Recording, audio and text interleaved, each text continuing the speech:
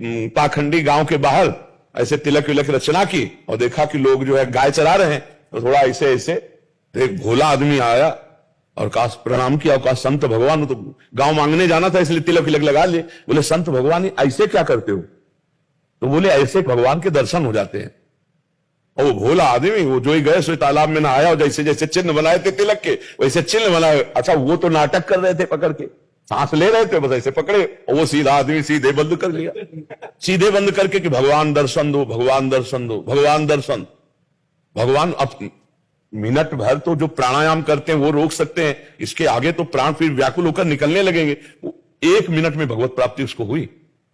भगवान मुझे दर्शन दो, किसको बताया ना ऐसे करने से भगवान के दर्शन। तो भगवान ने हाथ हटाया, भगवान का उस कहां जहां प्रभु नाई, कमर में फेंट बना हुआ बंसी, बाल गोविंद रूप।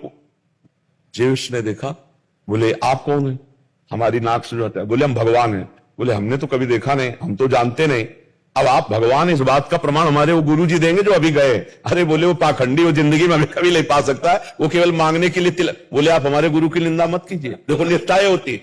और भगवान से कहा कि हम तब मानेंगे आप भगवान हो जब हमारे गुरु जी आके कह देंगे यही भगवान है। तो बोले ले वाला अपने गुरु जी को, तब तक हम यही। बोले बड़े चतुर हो, भाग जाओगे, ऐसे हम नहीं। अपना गौछा उतारा और भगवान को एक पेड़ में बांधा। भगवान भक्ताधीन, यशोदा मैया ने रस्सी से बांधा ना उखल में, भक्ताधीन मना पूज्यो भक्ता नाम भयंकरा।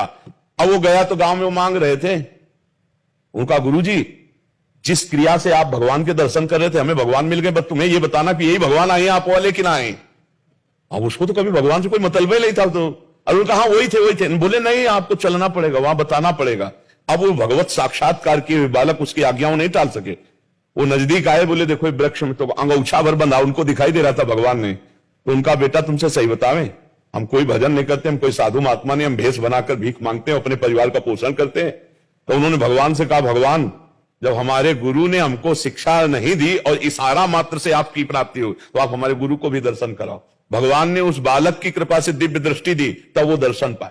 कितने ऐसे प्रसंग भरे पड़े हैं कि भोले जनों को भगवान ने संत संग या कोई संत का नाटक भी किए हो, उसी के संग से भगवत प्राप्ति हो गई। तो संत संग बड़ा दुर्लभ है, भगवान की कृपा से प्राप्त होता है। और जब द्रव्य दीन दयालु राग हो तो साधु संगत, पर संतों पर विश्वास होना उससे दुर्लभ की बात है। और संतों की आज्ञा पालन कर लिया तो अमोघस्त निश्चित परिवर्तन हो जाएगा, निश्चित मंगल हो जाएगा। तो राधा बाबा बहुत उच्च कोटि के महापुरुष हैं, इसलिए वो शोध कर बात कह रहे हैं कि अगर संत संग हो गया, अब मोहि भाव भरोसा हनुमंता, बिनु हरि कृपा मिले नहीं संता, जो प्रभु मोहि अनुग्रह की ना। अगर प्रभु ने एक बार कृपा कर दी तो कंजूसी थोड़ी करेंगे, अब वो भगवत प्राप्ति करा के ही छोड़ेंगे। संत संग का मतलब है इस जन्म में मेरा परम मंगल होगा, परम कल्याण होगा, तभी संत संग मिला है। नहीं आजकल तो संत तो कोई भी अपने आगे लगा लेता है, पर वास्तविक संत होना जो भगवान के निरंतर चिंतन में लगे हैं, जिनको संसार के किसी भोग के भोगने की इच्छा नहीं रह गई, जो किसी से छल कपट पाखंड नहीं करते, एकमात्र सब में भगवत भाव, ऐसे महापुरुषों का संग मिल जाए तो निश्चित भगवत प्राप्ति हो जाए, निश्चित हमारा जीवन सुधर जाए।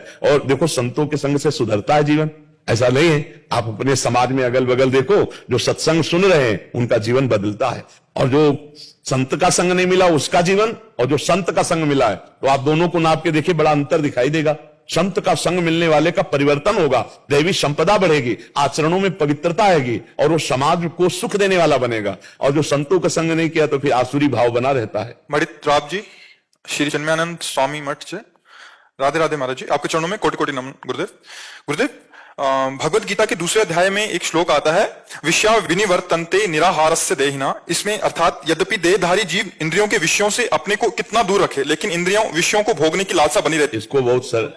इसको सरल भाषा में महापुरुषों ने कहा है कि रस बल छुटे न जो विषय, सुख नहीं पावे कोय, तन छाड़े मन गई रहे, दोनों ही दुख होए। यहां बात जो कह रहे कि आपने विषयों का त्याग तो कर दिया। त्याग शब्द में, वैराग्य शब्द में और उपरति में भेद है। त्याग कहते हैं भोग की लालसा है, पर मैं भोगूंगा नहीं क्योंकि ये अधर्म है या मुझे भगवत प्राप्ति करनी है। अभी उसके अंदर लालसा है, अब डबल जलन है, भोगा नहीं और लालसा हृदय में है, तो वो विषयों का त्याग तो कर दिया, लेकिन विषयों की जो आसक्ति अंदर है वो भजन से छूटेगी।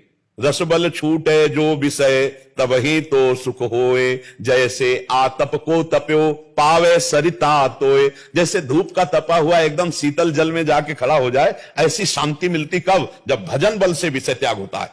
भजन बल करते जा रहे हैं, खूब नाम जप कर रहे हैं और धीरे धीरे विषय छोड़ रहे हैं। अच्छा, भजन कर नहीं रहे और विषय छोड़ दिए तो तन छाड़े और मन गई रहे, दोनों ही दुख होए। समझ पा रहे हो हमारी बात? तो तन से छोड़ने से तो आप ये हो गया कि भाई हम फलाहार हैं, हम अमुक भोग नहीं भोगते, लेकिन मन में सारी लालसाएं भरी हुई है क्योंकि भजन की कमी है। तो वहां भगवान कह रहे हैं ज्ञान प्राप्त की, या तो ब्रह्मबोध हो, ब्रह्म सत्यम जगन मिथ्या, तो लालसा नष्ट हो, और या भजन बल, इतना भजन करो कि ऐसा आनंद मिले कि ये भोग सब बमन के समान लगने लगे, सब विष के समान लगने लगे।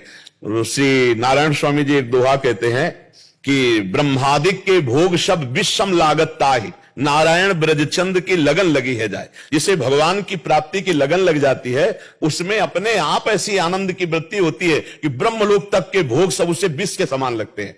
एक दोहे में और कहा, नारायण हरिभजन में पांचों न सुहात, विषय भोग, निद्रा, हंसी और जगत प्रीति और बहुबात। विषय भोग अच्छे नहीं लगते। जो भगवान से प्यार करते हैं ना, नहीं खान पान ते भावे है, नहीं कोमल वसंत सुहावे है, सब विषय लगे ते खारा है, हरि आशिक का मग्न आ रहा है, उसे विषय भोग अच्छे नहीं लगते। उसे बहुत प्रपंच की बात करना अच्छा नहीं लगता, रिश्ते नाते संसार बहुत बात, उसे चक नींद नहीं आती, थोड़ा सो करके अधिक भजन करने की, और उसे बहुत भोजन पाने का, अल्पाहार थोड़ा आहार पान, तो विषय भोग, निद्रा, हंसी मजाक अच्छा नहीं लगता, जगत प्रीति रिश्ते नाते अच्छे नहीं लगते, बहुत बात करना अच्छा नहीं लगता।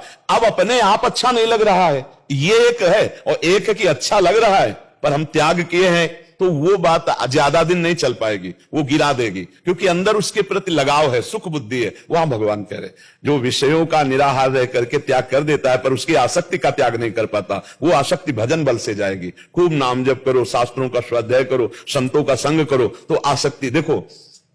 जैसे अब 2000 रुपए के हम आपको एक अटैची दे दें, 2000 के नोट, आपको बिल्कुल प्रसन्नता नहीं होगी। क्यों? आपको पता है व्यर्थ है, बेकार है, आएगा ना।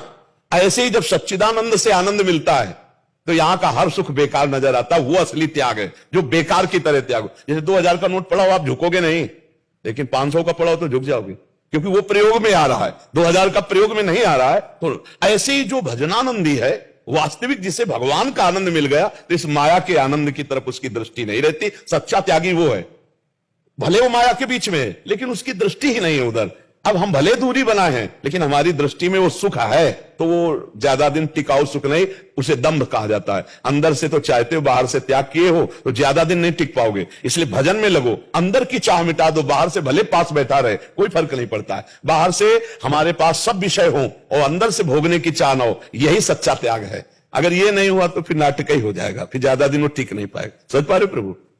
प्रियंका सिंह जी, नोएडा से। राधे राधे महाराज जी। महाराज जी, आपसे प्रश्न है कि मुझे अकाल मृत्यु से बहुत भय लगता है, जबकि ये जानते हुए कि सब प्रभु की माया है और जो वो चाहेंगे वही होगा, लेकिन अकाल मृत्यु से, कैसी भी मृत्यु से सबको भय लगता है। क्यों? मृत्यु से भय नहीं लगता।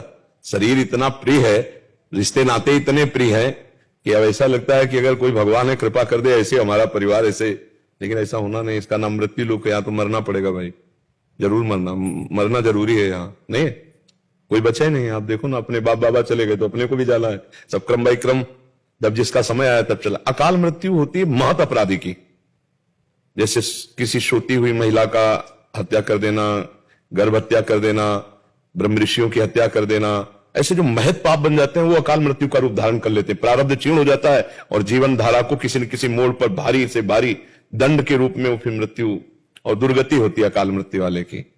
अकाल मृत्यु से यदि डर लगता है तो पहली बात तो जिन्हें पापाचरण कहते हैं वो मत करना, और नाम जप करना, अकाल मृत्यु होगी ही नहीं।